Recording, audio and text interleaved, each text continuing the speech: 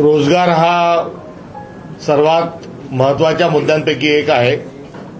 क्या हुआ तेरा वादा ओ कसम ओ इरादा हा प्रश्न नरेंद्र मोदींना 11 वर्ष पूर्ण झाल्यानंतर या ठिकाणी आम्ही विचारत आहोत।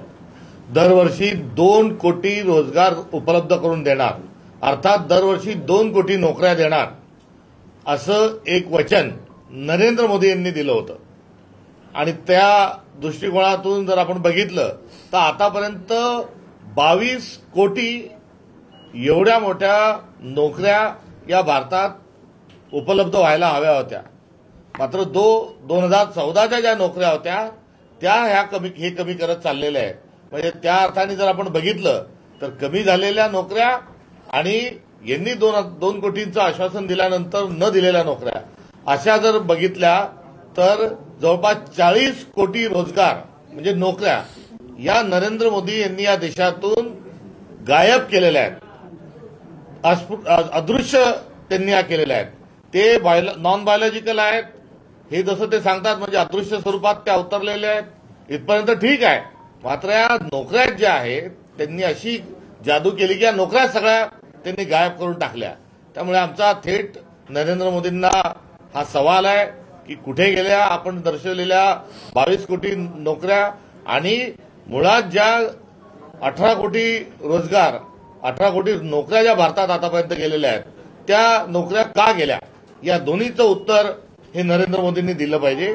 नरेंद्र मोदी हे केवळ ओट चोर नाही, भारतीय जनता पार्टी हे केवळ ओट चोर नाही, तर या ओट चोरीसोबत ते नोकरी चोर रोजगार चोर देखील आहेत, शेतमालाचे हमीभाव चोर देखील आहेत, कायदा सुव्यवस्थेची जे सुशासन जे आहे त्याचे देखील चोर आहेत। मात्र तुर्तास नरेंद्र मोदी हे केवळ ओट चोरच नाही तर ते रोजगार चोरही आहेत। आणि या रोजगार चोरांनी ताबडतोबीनं जे बेरोजगार आहेत त्यांना रोजगार भत्ता हा त्यांनी सुरू करावा, ही एनएसयूआयची जी मागणी आहे त्या मागणी रास्त आहे, ही राजकारणाच्या पलीकडे ही असणारी जी एनएसयूआयची मागणी आहे। या मागणीचं एक जनआंदोलन आपल्याला बघायला मिळेल। मात्र त्या जनआंदोलन होत असताना हा केवळ एनएसयूआयचा काँग्रेस पक्षाचाच हा मुद्दा नाही, तर आमचं भारतातल्या नागरिकांना आणि बेरोजगारांना देखील अनुरोध आहे, त्यांना देखील आव्हान आहे की या चालू असलेल्या एकंदरीत कॅम्पेनमध्ये आपण आपला सहभाग नोंदवावा। धन्यवाद। तुमची पार्लमेंटरी बोर्डाची बैठक पार पडली, किती जिल्ह्यांचा आढावा झाला आणि काय समीकरण ठरले? आज सकाळपासून 10 वाजेपासून महाराष्ट्रातल्या तमाम जिल्ह्यातले जिल्हाध्यक्ष, आम्ही पाठवलेले निरीक्षक हे सर्व एकूण अर्जदारांची संख्या किती, कोणी अर्ज मागितले, कुठून मागितले, त्यानंतर जिल्हा जी समिती आहे जिल्हा पार्लमेंटरी बोर्डनी केलेल्या शिफारसी या अनुषंगानं आज सकाळपासून आढावा बैठकी आणि पार्लमेंटरी बोर्ड सुरू आहे। आतापर्यंत जवळपास 15 जिल्हे हे झालेले आहेत।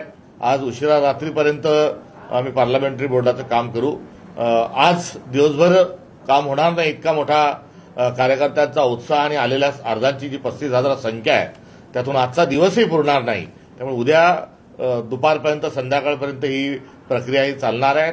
आलेल्या सर्व जे प्रक्रिया करत असताना बऱ्याच ठिकाणी जे आम्ही पक्ष म्हणून जे आहोत हे कुठे स्वबळावर लढत आहोत, कुठे आमची मित्रपक्षाच्या सोबत आघाडी होत आहे आणि या सर्व प्रक्रियेतून आम्ही निवडणुकींना पुढे जात आहोत। या सर्व जे आहेत हे तिकीट वाटपाची प्रक्रिया ही आमच्या स्तरावरून प्रदेश स्तरावरून ही उद्या संध्याकाळपर्यंतही पूर्ण होईल। पण वंचितला सुद्धा सोबत घेण्यासाठी अनेक जिल्ह्यांचा प्रस्ताव, किती जिल्ह्यांमध्ये वंचितला सोबत घेतले? वंचितचे अनेक जिल्ह्यांमधून प्रस्ताव आले। नांदेड सारख्या जिल्ह्यांनी यापूर्वीच आमच्याशी या ठिकाणी विचारणा करून त्या संदर्भात आघाडी केली होती। आज त्याला इथे मंजुरात आम्ही दिलेली आहे आणि इतरही काही जिल्ह्यांमध्ये वंचितच्या सोबत आघाडीचा प्रस्ताव आला होता आणि अशा ठिकाणी वंचित सोबत जर आघाडी होत असेल, जिल्ह्याचे स्थानिक नेतृत्व आमचं आघाडी करत असेल तर त्यांना आम्ही हिरवी झेंडी दिलेली आहे। मनसे आणि एमआयएम वगैरे यांच्याकडनं काही तुमच्याकडे काय प्रस्ताव आले? राजेंद्र गवई साहेबांचं जे आरपीआय आहे त्यांच्याशी पण आमची वाटाघाटी चर्चा ही सुरू आहे। काही शेतकरी आंदोलनाचे जे नेतृत्व आहे त्यांच्याशी आमची चर्चा जी आहे ती सुरू आहे। राजोऱ्याला वामनरावजी चटप साहेबांची जी शेतकरी संघटना आहे त्यासोबत आम्ही तिथे आमची आघाडी ही झालेली आहे, त्याच्यावर आम्ही शिक्कामोर्तब केलं आहे. कोल्हापूर आणि पश्चिम महाराष्ट्रामध्ये राजू शेट्टी साहेब यांच्यासमोर देखील आम्ही निवडणूक ही लढवत आहोत. कुठे महादेवराव जानकरांचा जो पक्ष आहे त्या पक्षातही सातारा आणि इतर काही जिल्ह्यामध्ये आम्ही त्याच्यासोबत आमची आघाडी होत आहे. हे आतापर्यंत आलेले प्रस्ताव, या व्यतिरिक्त अजून कोणत्याही जिल्हाध्यक्ष आणि इतर कोणत्याही पक्षाच्या संदर्भात आघाडी आणि चर्चेचा प्रस्ताव सादर केलेला नाही. जिल्ह्याचा जो आढावा झाला त्यामध्ये स्वबळाची भाषा पाहायला मिळते काय, नेमकं काय चित्र? आणि भाषा ही सभ्यतेची आहे. भाषा जी आहे ती भारतीय जनता पक्षाला लढाई देण्याची आहे आणि या अनुषंगानं सौहार्दपूर्ण वातावरणामध्ये चर्चा ही आमची संपन्न झाली. काही ठिकाणी स्वबळावर लढण्याच्या अनुषंगाने देखील कार्यकर्ते आग्रही आहेत. विदर्भाची चर्चा झाली का? विदर्भामध्ये काय सूर आहे? विदर्भात जो गड राहिला आता तो कायम ठेवणार काँग्रेस, एकटा लढणार की मित्र पक्षांसोबत लढणार? नाही, तिथे मी आपल्याला पुन्हा या प्रश्नाचं सर्वाधिक प्रदेशाध्यक्ष झाल्यानंतर ज्या प्रश्नाचं उत्तर दिलं की आपण निवडणुकीत कोणाकोणासोबत आघाडी करणार, तर या माझ्या प्रत्येक वेळेस मी आपल्याला सांगितलं की या संदर्भात जिल्हा स्तरावर आम्ही आमचा निर्णय देण्याचे अधिकार दिलेले आहेत. स्थानिक आमचं युनिट, स्थानिक आमचे नेते हे या संदर्भामध्ये भूमिका घेतील. ही एक धोरण, कारण स्थानिक स्वराज्य संस्थांच्या निवडणुका म्हणजे काय तर 73वी आणि 74वी घटनादुरुस्ती, आणि ही घटनादुरुस्ती काय सांगते? अधिकारांचं विकेंद्रीकरण.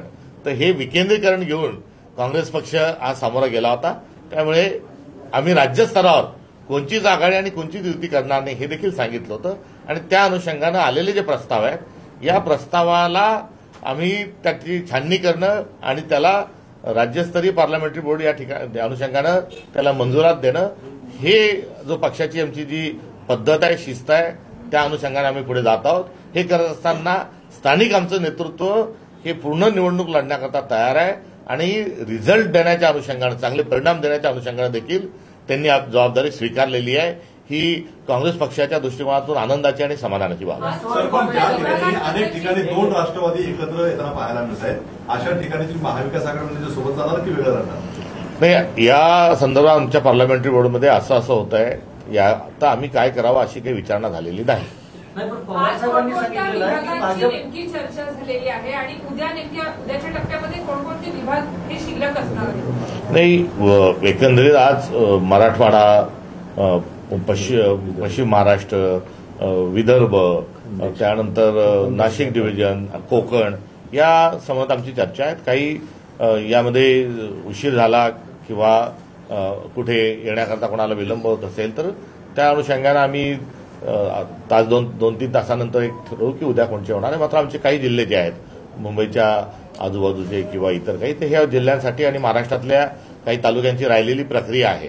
कुठे त्या संदर्भात तालुक्यांच्या संदर्भात कुठे त्यांना चर्चा करायची आहे किंवा नाव फायनल झालं नसेल त्या ठिकाणी त्यांनी विचारणा केली आहे. त्यामुळे असे काही आज जिल्हे झाले असले तरी काही नगरपालिकाच्या अनुषंगाने उद्या पुन्हा आम्ही त्यांना बोलवलेलं आहे. राष्ट्रवादीच्या बैठकीमध्ये शरद पवारांनी सांगितलं होतं भाजप सोडून कुणाशी आघाडी करा, त्यानुसार दोन्ही राष्ट्रवादी एकत्र येतात.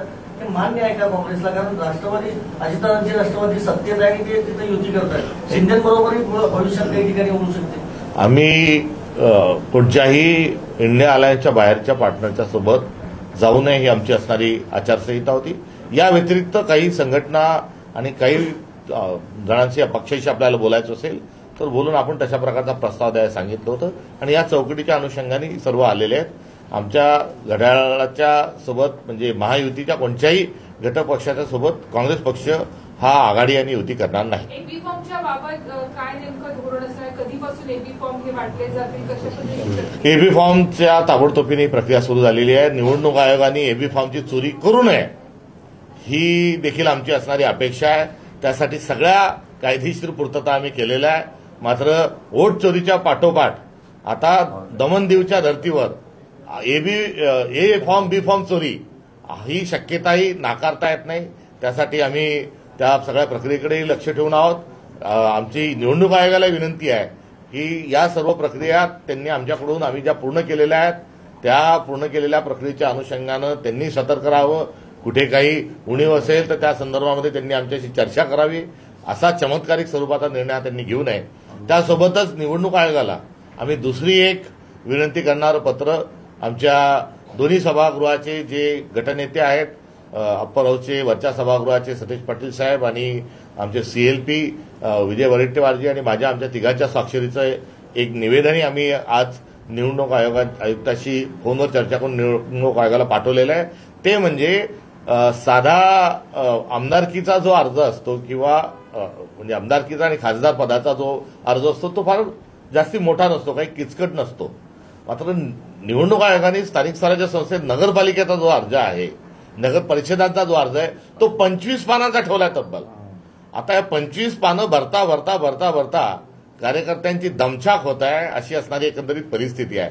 आता हे 25 पानी अर्ज भरा, तो ऑनलाईन करा आणि मग त्याची कॉपी घेऊन भरायला जा आणि पुन्हा मग ऑफलाईन जा आणि ते अर्ज हे करा. आता असा एक जो पृथ्वी प्रदक्षिणा घालणारा जो एक निर्णय फार निवडणूक आयोगाने जो थोपलाय, त्या अनुषंगानं आम्ही त्यांना विनंती केली आहे की ऑनलाईनच्या सोबत ऑफलाईन पण ठेवा. 25 पानांच्या संदर्भात आता विनंती करण्याची वेळ राहिलेली नाही. मात्र निवडणुका ज्या आहेत सुसूत्रित आणि अत्यंत कायदेशीर प्रक्रियामध्ये त्या साचेबद्ध पद्धतीच्या असल्या पाहिजे. आपण एवढे 25 पानाचे अर्ज भरता त्याला काय अर्थ आहे? मतदार यादीमध्ये एवढे घोळ आणि अर्ज भरताना एवढा काटेकोरपणा, म्हणजे हा निवडणूक आयोगाचा पण जो विरोधाभास आहे, हा विरोधाभास बघून आश्चर्य होतं. आणि एवढा हा 25 पानांचा फॉर्म म्हणजे विरोधकांचे अर्ज बाद करण्याचं कारस्थान आहे का, अशी शंका या निमित्ताने उपस्थित होत आहे.